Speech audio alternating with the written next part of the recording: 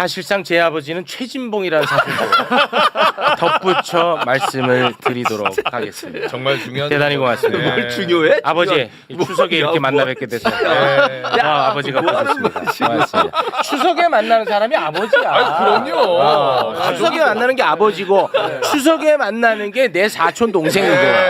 강성필이 좀 공격해 주세요. 고맙습니다. 오늘 네. 방송 끝나고 윷놀이까지 이어지는 윷놀이까지 제기차기까지 이어집니다. 네. 고맙습니다. 동아드립니다. 네, 고맙습니다.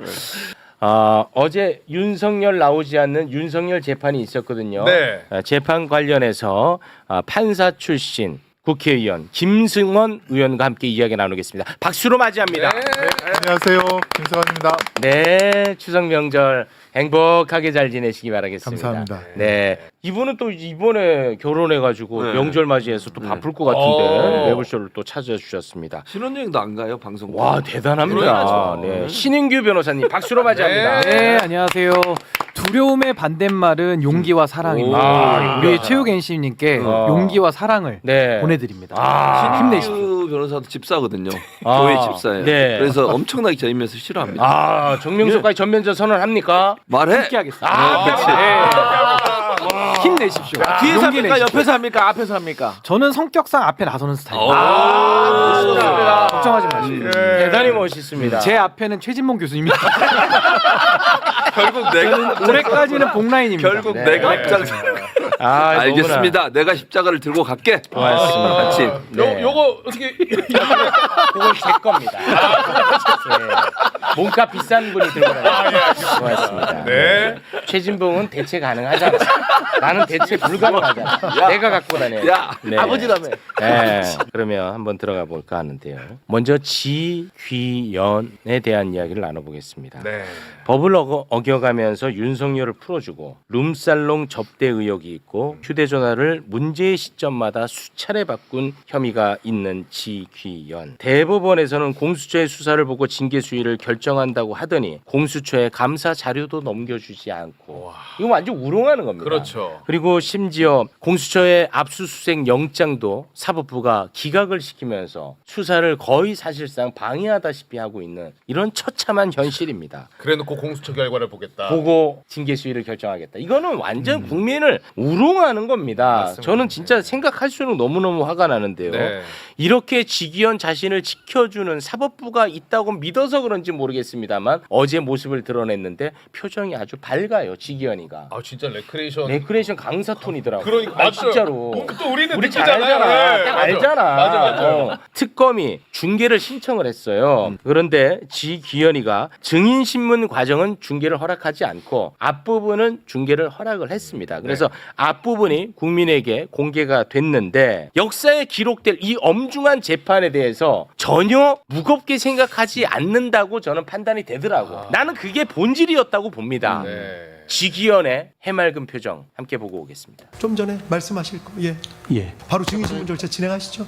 잠깐 말씀드리겠습니다. 근데 이 이상 이제 진행하게 되면 지금 증인들이 오늘 4명이나 지금 와 있는데 신문 절차에 좀 애로가 있을 것 같습니다. 특검 측에 뭐 한 말씀 하시죠. 그러니까 지금 요게 마지막입니다. 이제 저 빨리 저 증인신문 해야죠 이제. 예, 변호인 측에서 짧게 하신다고 그래가지고 그냥 이 재판 진행과 관련해서 말씀을 하시는 줄 알았는데 다른 재판도 아니고 내란 재판이야. 이 역사에 진짜 한 장면 한 장면이 다 기록되는 엄중한 재판이란 말이야. 네. 근데 저렇게 가볍게 재판을 하더라고. 그러니까요. 어떻게들 보셨습니까? 우선 저는 지기현 재판장의 저 웃음 속에 정말 역사 인식이라고는 일도 찾아볼 수 없는 네, 맞아. 한없이 가볍고 정말 좀 어떻게 보면 약간 철딱선이 없다는 느낌도 들 정도로 네. 너무 좀 불쾌함을 느꼈고요. 가장 중요한 재판을 맡고 있는데 가장 문제가 많은 판사인 거예요. 맞아요. 그러니까 이 괴리를 정말 국민들이 이제 어디까지 더 견뎌야 되는가. 최근에 핸드폰 여러 차례 바꾼 문제 나왔고요. 또 네. 공수처에서 그 영장 청구했을 때도 법원이 제19 감사기를 하고 있는 이런 상황 속에서 인내심의 전 한계에 왔다. 네. 전 그런 생각을 좀 했습니다. 압수수색 영장 발부율 99%. 근데 지기현이 거를 기각을 해. 그 뭐 레크레이션 진행하듯이 네. 청팀 한번 발언하게 하고 맞아. 백팀 한번 발언하게 하고 네, 진짜. 이게 사실 평소의 모습이거든요. 네. 또 술 한 잔 먹으면 더 업돼 갖고 그렇게 하던 평소의 모습 그대로 나왔는데 지금 사실은 사실은 이게 형사 재판장을 맡을 때부터 주변에서 좀 걱정을 많이 했답니다. 네, 워낙 외부와 접촉을 끊거나 그러지 않고 계속 만나고 또 술 마시고 근데 그게 그대로 지금 상황이 재현됐다고 보여지고요. 검은 넥타이와 검은 양복을 그것도 입고 준비되어 있습니다. 네, 법정을 상갓집으로 만들어 버렸는데 네. 그에 대해서 아무런 제지라든가 그렇습니다. 네. 소송 지휘 없이 그대로 그냥 했다는 것도 네. 말이 안 되는 겁니다. 공무원들이 이렇게 집단적으로 항의의 의사 표시한 거는 사실 불법이거든요. 제지를 해야 되는데 저렇게 해맑게 웃으면서 네. 그냥 주거니 받거니 하는 거 보니까 정말 국민들께서 보시기에도 속이 천불이 날 것 같습니다. 그러니까요. 네. 그러니까 내란으로 인한 징계를 위해 우리가 봤던 헌재 재판 그리고 내란으로 인한 처벌을 위한 지금 재판인데 그렇습니다. 아예 분위기가 다른 게 느껴지니까 맞아. 헌재는 방금 말씀하신 것처럼 그거는 처벌이 아니라 그냥 징계거든. 네. 근데 그거 얼마나 엄중하게 한순간 한순간 맞아요. 진짜 하나하나 곱씹으면서 진지한 그 기운이 오가고 그러지 않았습니까? 그렇죠. 헌재 재판 우리가 생중계로 다 봤다, 녹화 중계로 다 보지 않았습니까? 네. 근데 이거는 그보다 수위가 더 높은 처벌에 대한 재판인데도 저렇게 가볍디 가벼워. 진실은 지각은 하지만 절대로 결석하지 않는단 말이 있습니다. 음. 그러니까 지기현은 지금 본인이 저지른 만행에 대해서 절대로 우리가 증거를 못 찾을 거라고 생각을 하고 그렇기 때문에 본인이 처벌을 안 받을 거라고 생각하기 때문에 저렇게 애써서 여유로운 모습을 보이고 있는지도 모르지만 제가 알기로는 많은 기자들이 이 지기현의 일탈 행위에 대해서 증거를 만들어가고 있다고 제가 듣고 있어요. 네. 다만 결정적인 증거를 딱 제시하면서 잡기 위해서 지금 노력을 하고 있는 중인데 덜민 하나 잡혔다. 휴대폰 바꾼 자가 범인입니다. 다시 한번 또 보고 갑니다. 그냥 이게 말이 됩니까? 그렇죠. 6년 만에 휴대폰을 바꾸고 네. 또 본인의 룸사롱 접대 의혹이 폭로가 되자 또 4일 후에 또 바꿨습니다. 아. 그런데 처음에는 비싼 거 바꿨죠. 하지만 두 번째는 비싼 걸 못 바꿔요. 왜? 아까우니까. 그렇지. 그런데 이것들은 다 이제 진실이 드러나게 돼 있다. 그리고- 조금만 기다려라. 교체 시간도 그러잖아요. 새벽에 휴대전화를 바꾼 사람이 어디 있습니까 세상에. 뭔가 네. 감추려고 하지 않는 이상. 두 번이나 새벽에 지금 바꿨잖아요. 그렇습니다. 그리고 공개된 재판 과정에서 저렇게 실실 웃으면서 재판을 했으면 공개 안 할 때는 얼마나 엉망이었겠어요. 그렇죠. 아니 TV 중계된 거 다 알잖아요. 네. 녹화되는 거 아는데도 저런 행동을 해요. 그렇지. 그럼 안 보일 때는 얼마나 더 이상했겠냐고. 네, 그러니까 문제 의식 자체가 없다는 게 아까 이 사람은 아예 역사 인식이 없다는 것, 그거를 정확하게 드러내는 장면입니다. 그러니까 더 중요한 거는 저도 굉장히 조롱당한다는 느낌 받았거든요. 그러니까 지금 본인한테 모든 지금 쪼여오는 의혹들이 굉장히 많은데 애써 웃으면서 아무 일도 없었다는 듯이 저렇게 넘어가려고 하는 태도 자체가 네. 국민들을 조롱한다라고 볼 수밖에 없는 저는 매우 심각한 상황이고 더 지적하고 싶은 것은 저런 판사를 내버려 두는 그렇지. 저 대법원 그렇지. 조이대 체제 네. 정말 심각한 겁니다. 그렇습니다. 문제는 여기서 끝이 아니었습니다. 내란 특검에서 지기현에게 윤석열 재판에 윤석열 없이 재판하는 거 문제다. 안 나오니까 윤석열을 제발 좀 잡아와달라. 우리 재판장님이 그렇게 강력하게 요청을 하거든요. 그런데 거기에 대해서 지기현은 아무런 답을 하지 않습니다. 그래요? 예, 그 장면을 잠깐 영상으로 보겠습니다.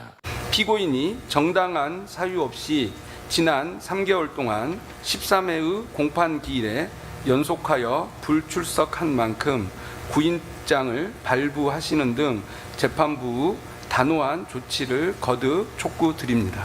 이상입니다. 예, 알겠습니다. 오늘 골석 재판 자체에 대해서는 뭐 특별한 의견 없으신 거죠?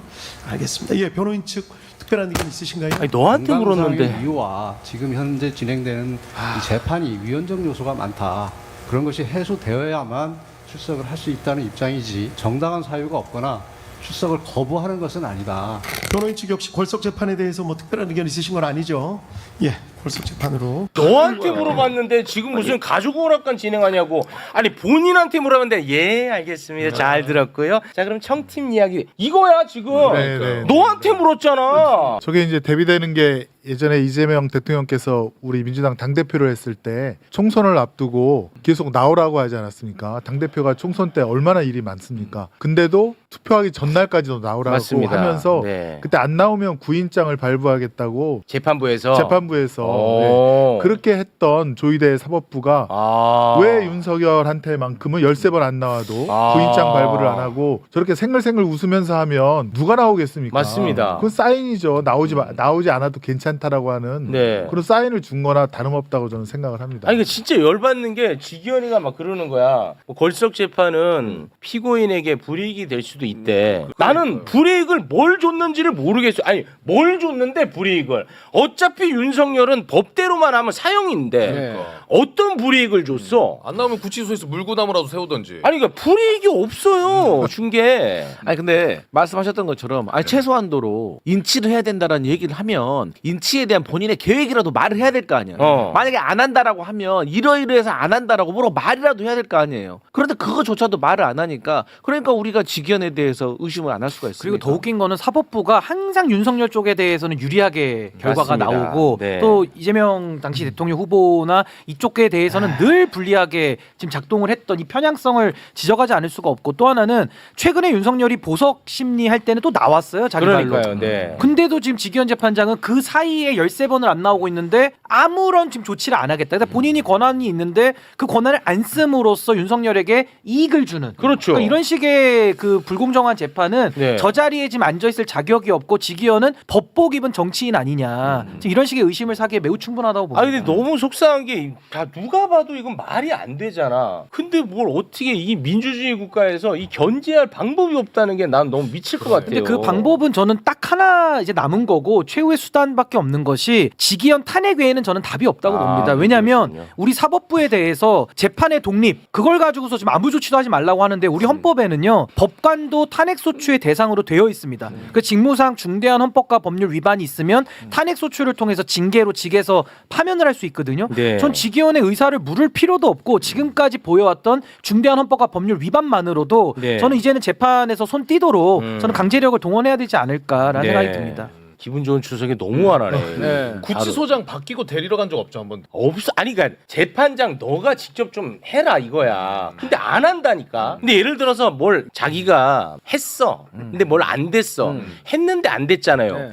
이거는 있을 수 있잖아. 안 하잖아. 특검이 이번뿐만 아니라 여러 차례 구인장 발부하려고 그랬어요. 그러면 구인장 발부해서 체포하러 가야죠. 안 나오는 거 뭐 지금 최욱 씨가 얘기했듯이 그래도 버티는 거에 대해서는 또 다른 평가가 있을 그렇죠. 수 있어요. 또 다른 그러나 건 있을 수 있지. 지기현이 이걸 구인장 발부를 안 하는 게 문제라는 거예요. 왜 안 하는 거예요? 형사재판은 피고인이 의무적으로 나와야 되는 거예요. 형사재판은 네. 의무를 안 하고 있어요 지금. 직무유기죠. 직무유기면 강제로 끌어와야지. 왜 안 하냐고 그러면 구인장 발부를 안 한 게 문제라는 거예요. 그렇습니다. 그게 네. 핵심이에요. 그리고 나중에 뭐 안 들어봐서 판결 제대로 안 했다고 쟤네들은 그렇게 우길 수도 있거든요. 내 얘기 제대로 들어보지도 않았다고 윤석열 측은 그렇게 또 말할 사람들이에요. 네. 방어권 맞아요. 얘기할 수가 네. 있죠. 네, 어쨌건 출석을 시켜야 되거든요. 그래서 지금까지 재판 과정을 또 불러주고 알려주고 해야 되는데 그러면 시간이 2배로 드는 거 아닙니까? 네. 그러니까 지기현이 12월까지 뭐 재판을 마치겠다고 하는 그 말이 되게 공허하게 들리는 거죠. 믿을 수가 없는 거죠. 그렇습니다. 그러니까 이제 추석 지나고 그러면 10월달 안에 결단을 해야 될 것 같습니다. 네. 자, 그러면 이번에는 특검에 대한 이야기를 좀 나눠보도록 하겠습니다. 윤석열 측 변호인은요, 검찰 개혁에 반발하는 파견 검사 있잖아. 네. 그 논리를 또 10분 활용을 해버립니다. 아. 이게 더 야구른 거야. 나는 안 그래도 지금 김건희 특검 파견 검사 40명 때문에 내가 가뜩이나 화가 나 있는데 그렇죠. 그들을 악용을 또 해. 윤석열 변호인 측이. 그러니까 더 열받더라고 나는.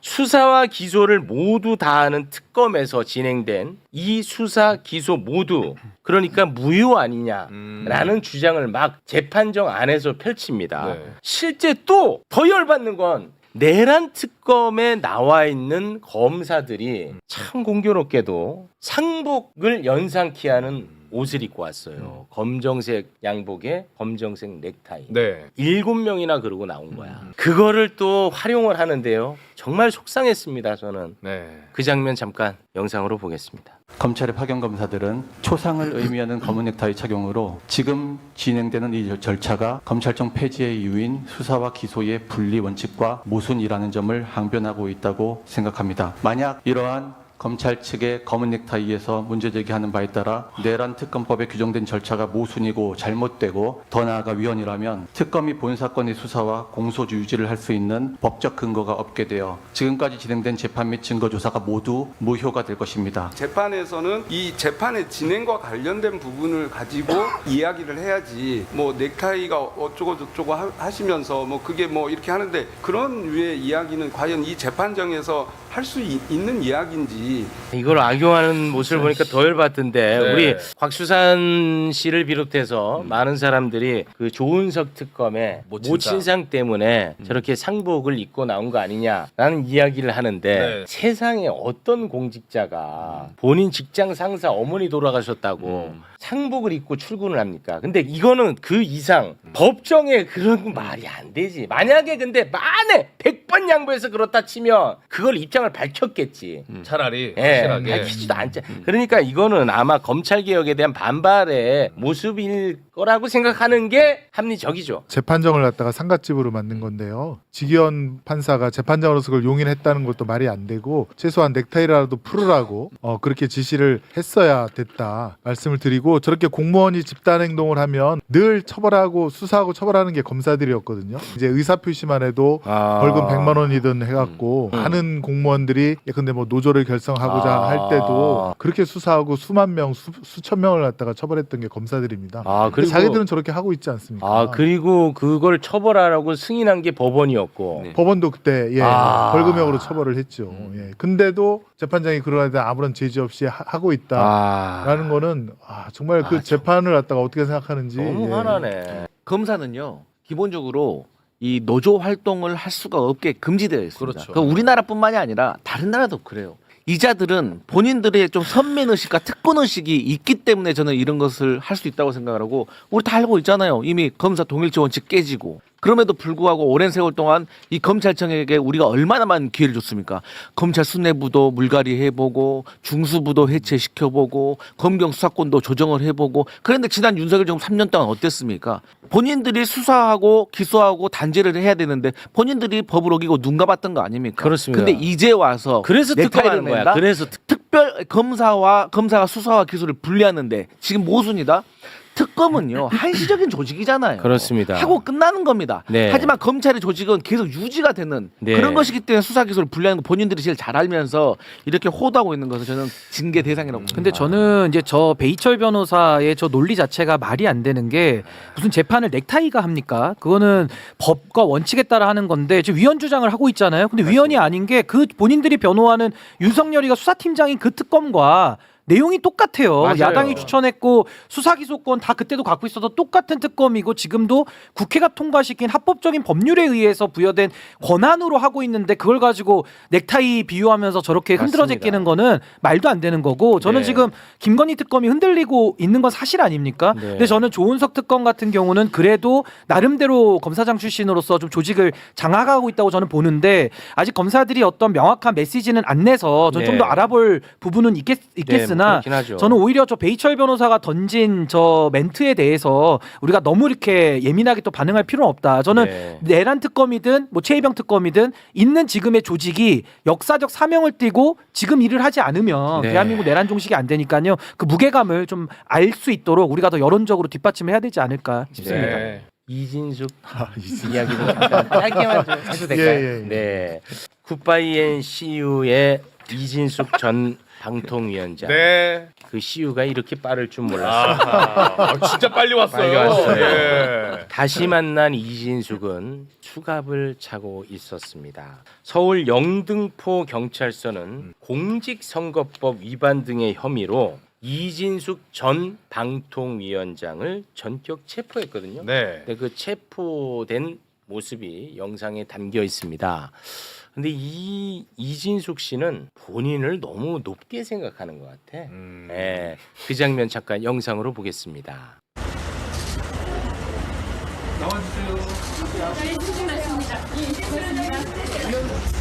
이재명이 시켰습니까? 정청래가 시켰습니까?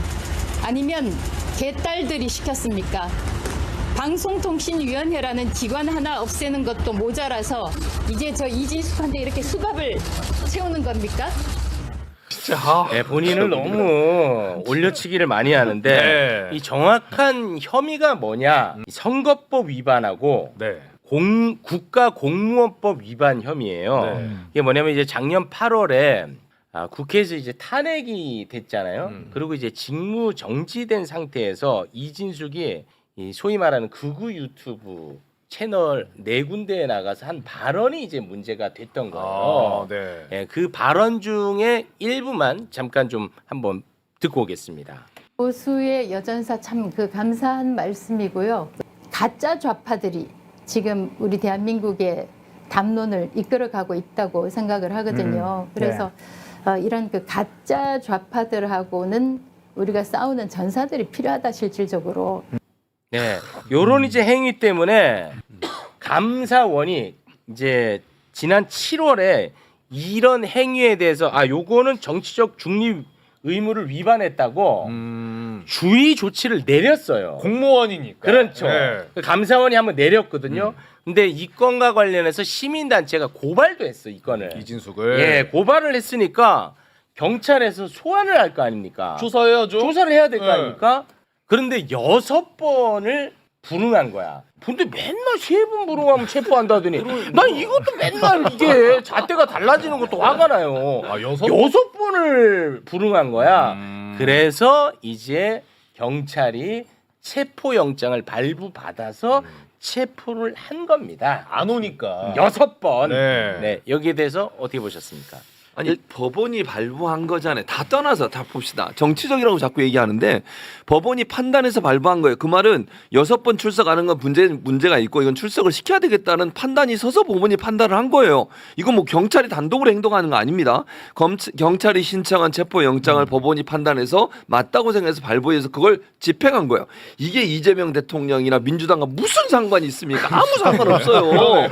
어처구니가 없어요 진짜. 네. 조이대가 시킨 거죠. 요때는 조이대 팔아먹어라. 아니 그리고 체포 적부심을 신청했다 그래서 네, 그렇더라고요. 원래는 이제 수사하고 나서 이제 대개 이 정도면은 불구속으로 풀어주는 경우가 높은데 풀어주겠죠. 예 본인 네. 이제 체포 적부심을 신청해서 내일 또 이제 심사를 또 받지 않습니까? 네.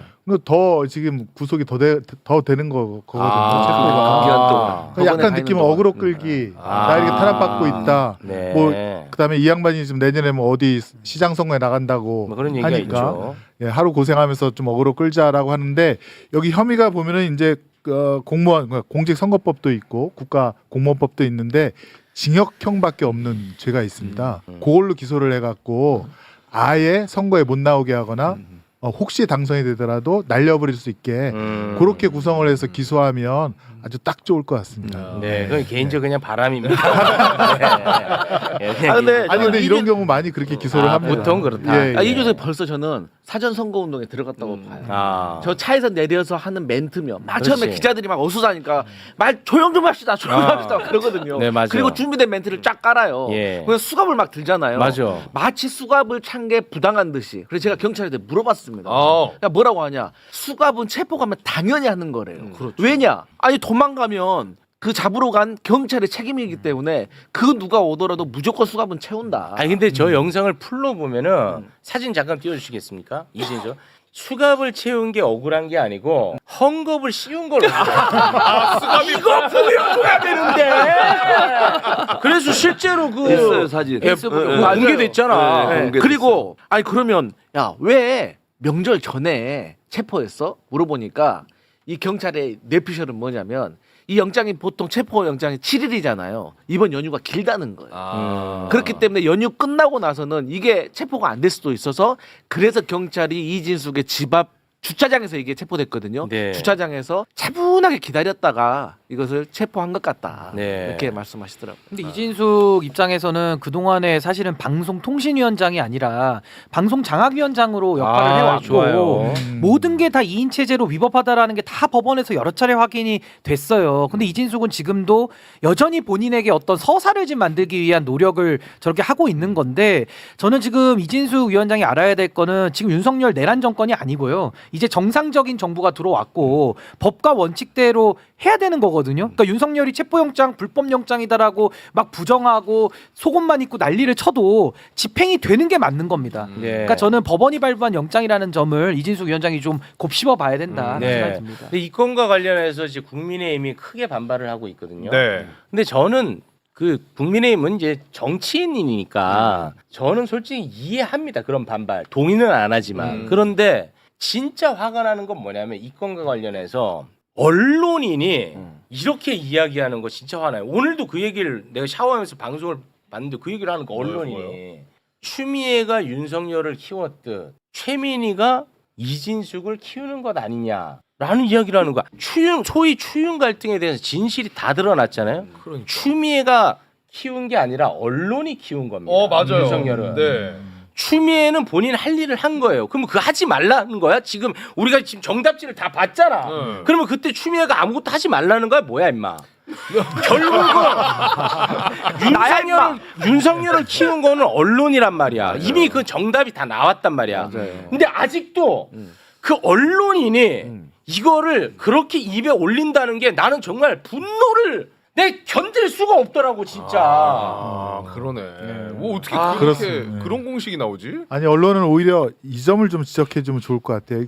지금 이 변호사가 임무영 변호사라고 하는 사람인데 이진숙 씨가 방통위원장 때 방통위원으로 임명했던 그 사람이고 또 이 변호사가 예전에 2010년도 PD수첩에서 나왔던 검사와 스폰서 거기에 등장한 그 검사가 아니냐라고 하는 보도도 있고 뭐 그렇거든요. 네. 거의 사실로 보여지는데 번듯하고 서로 이렇게 국민들한테 이제 좀 보여줄 수 있는 이런 변호사라든가 이런 관계를 갖다 해야지 더 어떻게 끼리끼리 이렇게 다 이렇게 어울려서 하는지 그런 것들이 좀 저는 뭐 속상하고 어쨌건 언론에서 그 점을 보도를 안 하니까 마치 이진숙이가 억울하게 한 것처럼 보여지는 면도 사실은 좀 굉장히 안타깝습니다.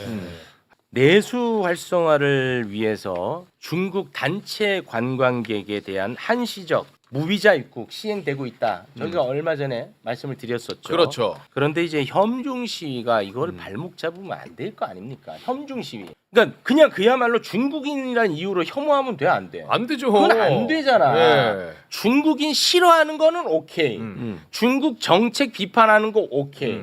그러나 중국인이란 이유로 관광객들을 혐오하면 안 되잖아. 그렇죠. 그렇잖아요. 관련해서 이재명 대통령이 수석 보좌관 회의에서 한마디를 했거든요. 일단 그 장면을 영상으로 보겠습니다. 사흘 전부터 중국인 단체 관광객의 한시적인 무비자 입국이 가능해졌습니다. 뭐 말할 것 없이 내수 활성화 그리고 경제 회복에 많은 긍정적 효과가 기대가 됩니다. 그런데 문제는 최근에 특정 국가 그리고 특정 국가 국민을 겨냥한 이 말도 안 되는 허무맹랑한 괴담 그리고 혐오 발언들이 무차별적으로 유포되고 있습니다. 관광객이 1,000만 명이 더 들어오면 그 엄청난 수출 효과를 내는 겁니다. 거기다 대고 그 혐오 발언하고 증오하고 욕설하고 행패 부리고 이래서야 되겠습니까? 이제는 국익과 국가 이미지를 훼손하는 이 백해무익한 자해 행위를 완전히 추방해야 합니다. 관계부처는 해외 관광객의 안전을 위협하는 선동 행위를 철저히 단속하고 인종차별적인 혐오를 근절하기 위한 특단의 대책을 서둘러 마련하도록 잘 제비해 주시기 바랍니다. 네, 너무나 당연한 말이죠. 그렇죠. 그 협중 시위가 여기에 찬물을 끼얹거나 하면 안 될 거 아닙니까? 그럼요. 그래서 전 부처가 나서야 된다고 너무나 당연한 지시를 했습니다. 네. 그런데 법원이 여기에 제동을 걸고 나섰습니다. 자유대학이라는 단체가 지난달에 서울경찰청에 개천절 집회 신고를 했어요. 그래서 경찰은 여기에 대해서 일단 집단적 폭행, 협박 등을 유발할 수 있는 모욕, 명예훼손, 폭언 및 특정 인종, 종교, 국적, 성별 등에 대한 혐오성 표현은 금지한다는 등의 제한 통고를 얘기를 했습니다. 그래서 이게 중국인 혐오는 안 된다라고. 그렇죠. 얘기를 한 거죠. 근데 여기에 반발해서 그 자유대학이라는 단체가 행정법원에 집행정지 신청을 냈어요. 그럼 받아들여질 걸로 생각했는데 그러니까 집행정지 신청을 인용해 버린 거예요. 그러니까 집회를 해도 된다고 얘기를 해버린 거예요. 혐오해도 된다고 얘기를 해버린 거야. 인정을 해준 꼴이 된 거야. 사법부가. 경찰에서는 야 너네 혐오하면 안 돼. 근데 너네 집회는 뭐 좋아. 혐오- 근데 중국인에 대해서 혐오하면 안 된다. 통고를 했단 말이야. 그러니까 자유대학이 법원에 경찰이 우리 혐오 못하게 해요. 이것 좀 막아줘요. 이 경찰에 이런 것들 막아줘요 한 거야. 그럼 사법부가 뭔 소리야 임마 혐오하면 안 되지 해야 되는데 사법부가 혐오는 해야지 라고 한 꼴이 돼버렸다는 그렇지. 거예요. 그 꼴이. 판사님 이거는 그렇습니다. 아니잖아요. 그건 아닙니다. 네. 현장을 직접 가서 한번 봤어야 되는 거 아닙니까? 지금까지 했던 그 혐오 발언이라든가 그런 거에 대해서 이게 사실은 반인류적이고 반인권적인 그런 행태들은 경찰관 직무집행법상에도 폭넓게 금지할 수 있는 규정들도 있는데 그다음에 경찰이 뭐 요런 혐오성 발언을 못하게만 해달라는 거잖아요. 근데 그걸 갖다가 정지시켜 버렸다. 그들한테 오히려 그 용기를 주는 거 아니겠습니까? 좀 답답하고요. 사실 행정재판은 사실은 이제 그 폭넓게 좀 봐야 되거든요. 그러면 우리 해외에 있는 우리 재외 동포들 얼마나 많습니까? 그렇습니다. 그들이 받을 불이익도 사실은 비교 형량을 해야 되거든요. 네. 그럼 우리가 이걸 인정해 버리면 해외에서 혹시 우리 대한민국 해외 동포들이 받을 불이익까지도 피해까지도 생각을 해서 결정을 해야 되는데 그렇습니다. 뭐 요것만 딱 보고 나서 하는 거는 정말 네. 이거는 너무 잘못됐다. 네. 아니, 실제 일본은 혐한 시위, 그러니까 우리나라 국민들 제일 동포들을 막 공격을 했잖아요. 네. 그걸 막기 위해서 헤이트 스피치, 그러니까 혐오 발언 금지 법을 통과시켰어요. 그건 못하게 해요 지금. 일본은 현재 그렇게 그러니까 헤이트 스피치를 못하게 막았다고요. 맞습니다. 네. 근데 우리는 아직도 하고 있어요.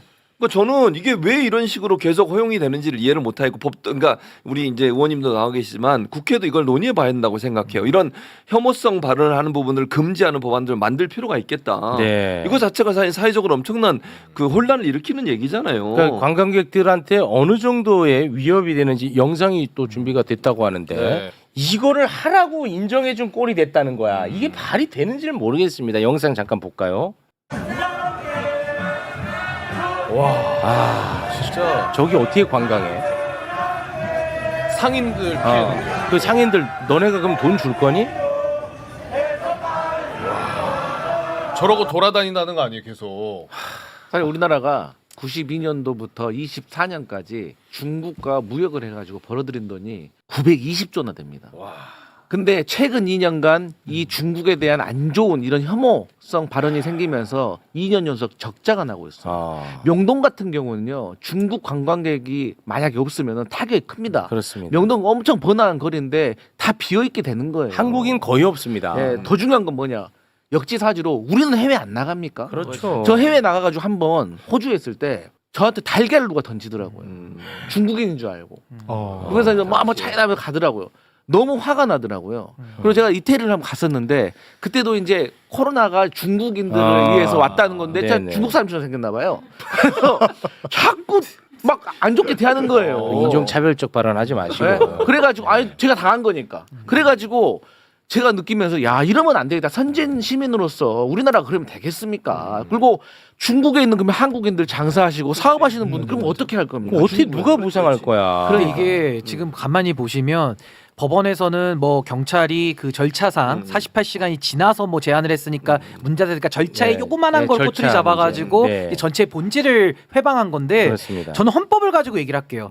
모든 표현의 자유가요 다 보장되는 게 아닙니다. 표현의 자유도 보호 범위라는 게 있고 표현의 자유로 인정이 되더라도 우리 헌법 37조에는요 국가 안전 보장, 질서 유지, 공공복리를 위해서는 제한을 할 수 있게는 되어 있어요. 그럼 이런 부분에 대해서 외교 문제까지 비화되고 상인들의 영업의 자유까지 침해하는 이런 행태를 그럼 놔둬야 됩니까?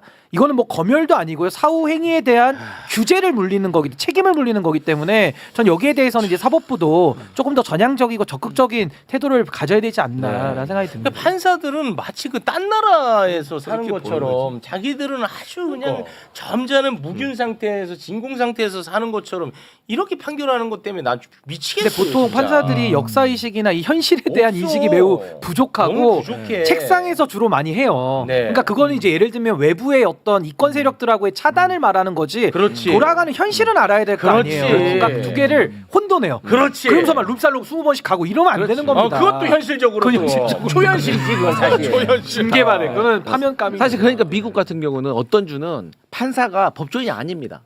일부러 세상 돌아가는 이 어떤 국민의 눈높이도 알고 판단을 해야 되기 때문에 그런 주가 있고 그래서 사실 변호인들이 이 판사가 법리에 대해서 너무 모르니까 설명하는 데 시간이 많이 걸릴 현실을 정도로 모르는. 그러니까 이런 나라도 있는데 우리나라 그렇게 하자는 건 아니지만 최소한 더 현실 감각은 가지고 있어야죠. 네. 아마 사실 이제 그래서 이번 사법개혁 중에 이제 법관 평가제 외부에서 판사가 예컨대 10년 동안 했던 판결이라든가 결정을 다 분석을 해갖고 네. 과연 판사직을 또 맡길 수 있을지를 그렇게 하자는 거지 않습니까? 네. 제가 있었던 게 옛날에는 주식이라든가 도박 계약만 안 하면 대부분 다 연임이 됐거든요. 근무 시간에 이제 주식 사이트라든가 도박 사이트 혹은 바둑 사이트 들어가서 바둑 두는 판사들도 많았는데 네. 그런 거 빼놓고는 다 연임이 됐는데 이제는 판결과 결정의 그 내용을 보자. 그래서 그걸 외부 국민들이 평가해서 10년만 딱 시키고 이제 연임을 불가하게끔 그런 게 좀 필요하다고 봅니다. 여러분들께 걱정하시는 판사가 너무 기록만 본다든가 역사 의식 없이 네. 하는 거에 대한 폐해가 얼마나 큰지가 너무 커요. 요즘 계속 나오고 있어서 네. 저도 좀 답답하고 너무 성역화돼 있어.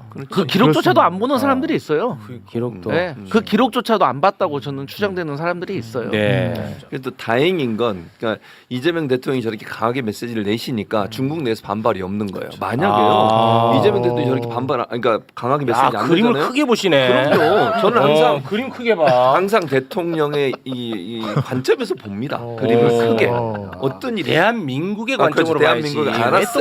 야, 대통령 아첨합니까 또? 아첨이라니. 어쨌든 아이고. 대한민국의 아니 관점에서 그 보면 방통이 없어지니까 이제 나한테 기회 오나 싶어가지고 자리가 늘어. 박미통이 무슨 소리야? 야 요거 새로 생기는구나 요거 나한테 찬스다 해가지고 막판 스퍼트. 또 달리시네. 어쨌든 그러니까 대통령이 저렇게 강하게 말씀을 해주시니까 그래도 중국 내에서 반발이 없는 거. 만약에요 저기 아무 얘기도 안 해보세요. 의미 있다. 중국에서 엄청나게 반발합니다. 문제가 그리고 우리나라 국민들 올 때 중국인들하고 시위하고 이랬을 거예요. 분명히. 야 살면서 처음 페이브 찌르셨네. 야뭘 처음이야. 있어. 와 이거 처음이다. 뭐 하는 짓이야. 근데 이거 진짜 재미있네. 그러니까 크게 보시네. 그래서 정말 좋은 대통령의 말씀. 발언이 네. 너무너무 중요하다. 아, 저런 좋은 말을 말씀이다, 자꾸 진짜. 내주셔야 돼요. 그래야만 네. 중국 내 반발이 없어지고 우리나라에 들어오는 무비자 입국민들이 많아져요. 그 이제 와. 국가를 생각하는 마음이신 거죠. 한마디로 얘기하면. 야 이거 좋았다. 인사이트가 좋았어요. 인사이트 있네. 이 누구 거 보고 베낀 거 아니에요? 아니에요? 어디서 몇 개 이런 거를 좋았습니다. 한 네. 번이라도 들어봤어 이런 얘기? 아 처음 좋았어요. 들었죠. 네. 나이스. 그리고 근데 제가 뭐 수없이 얘기했지만 이 중국 단체 관광객에 대한 무비자 입국 이거 윤석열 정부부터 시작했다고 내가 수없이 얘기했잖아. 맞아요. 내가 네. 딱 다 정리해 줬잖아. 그렇죠. 네, 그렇습니다. 그런데 네. 눈치 없이 윤석열의 최측근 김은혜. 김은혜가 이걸 까고 있어. 아 오랜만 김은혜. 혼납니다. 김은혜 의원. 윤석열이 알면 혼나요. 김은혜 의원이 이거 엄청 까고 있더라고. 다시 한번 들어주십시오.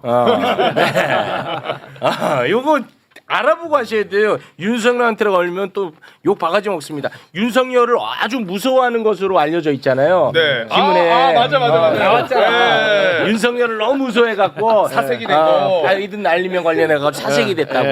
예. 수석 보좌관 회의에서 이재명 대통령이 국민들에게는 뭐 지지받을 수 있는 장면인데 직장인들에게는 굉장히 환영받기 어려운 모습을 연출했어요.